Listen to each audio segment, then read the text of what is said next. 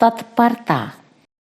स्वामी श्रद्धानंद ने अपना घर बेचकर उस पैसे से हरिद्वार के पास कांगड़ी गांव में 10 विद्यार्थियों को लेकर एक गुरुकुल चलाया। अध्यापक, पालक, संचालक वे स्वयं ही थे।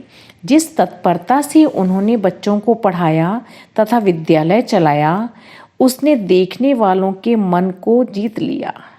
ख्याति के साथ साथ छात्रों की संख्या तथा उदारजनों की सहायता भी बढ़ती गई। एक एक करके गुरुकुल विकसित होता चला गया।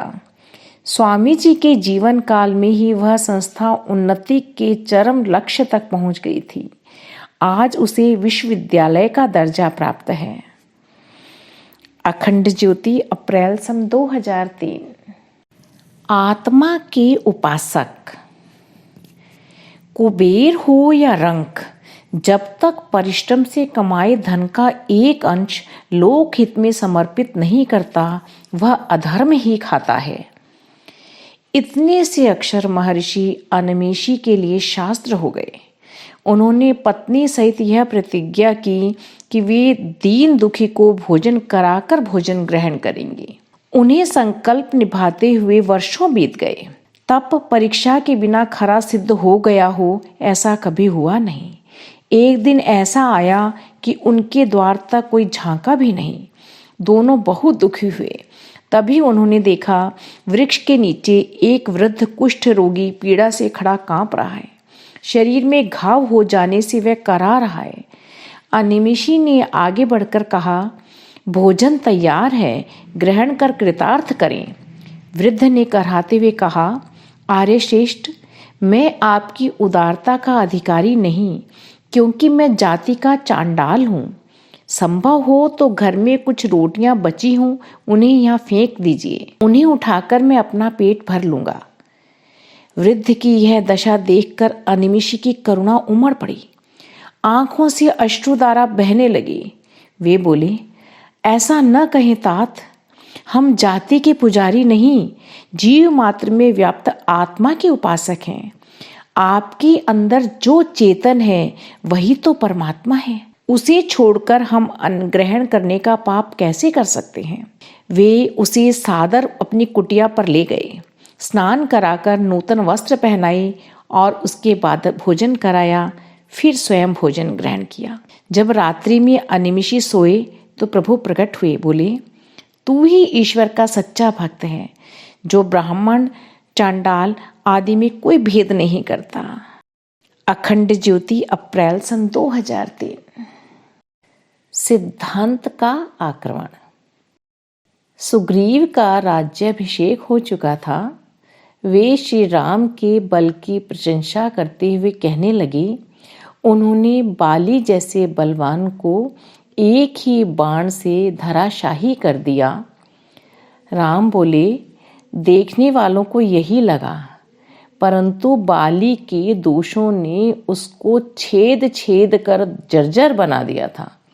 इसलिए सिद्धांत के एक ही आक्रमण से वह ढह गया। अखंड ज्योति, अप्रैल सन 2003। रास्ता। एक शिकारी तीर कमान लेकर शिकार मारने निकला, पर कोई बड़ा जानवर हाथ न लगा। एक छोटा खरगोश भर पकड़ सका तो उसे घोड़े पर लादकर वापस लौट पड़ा। लौटते समय वह अपने वतन का रास्ता भूल गया। सो उसने पेड़ के नीचे बैठकर चिड़िया चुगा रहे लड़के से पूछा, क्या तुम मेरे गांव का रास्ता बता सकते हो? लड़के ने कहा, मैंने 2 ही रास्ते सुने हैं, एक नरक का, जो तुम्हारे जैसे बेरहम लोगों को बिना किसी से पूछे मिल जाता है। दूसरा मेरी तरह नेकी करने का, जो स्वर्ग की ओर जाता है। तुम्हें जिस पर जाना हो बिना पूछे चले जाओ। शिकारी के मन में बात चुभ गई। उसने खरगोश को नजदीक की झाड़ी में स्वच्छंद घूमने फिरने के लिए छोड़ दिया और फिर कभी शिकार न करने की कसम खाई। अखंड ज्योति, अप्रैल सन 2003। प्रखर चेतना। मनुष्य को एक पंख उगया, विज्ञान का पंख। उसने जोर लगाया और आकाश में उड़ गया, पर अब वह मुक्त और शांत नहीं था। चारों ओर से जटिलता की आंधियों ने सताना प्रारंभ कर दिया। मनुष्य बहुत घबराया। प्रार्थना की, हे प्रभु, कैसे संकट में डाल दिया। इससे तो अच्छा था हमें जन्म ही न देते। आकाश को चीरती हुई काल पुरुष की आवाज आई, वत्स, आत्मज्ञान का एक और पंख उगा। भीतर वाली चेतना का भी विकास कर वही संतुलन पैदा कर सकेगी। बाहरी साधनों का नहीं, विकास आंतरिक प्रखर चेतना का भी करना चाहिए, तभी गति प्राप्त होती है। अखंड ज्योति, जून सन 2003। अगर आपको हमारी यह वीडियो पसंद आई हो तो इसको लाइक करें, कमेंट और शेयर जरूर करें और हमारे YouTube चैनल ऋषि चिंतन को सब्सक्राइब भी कर लें।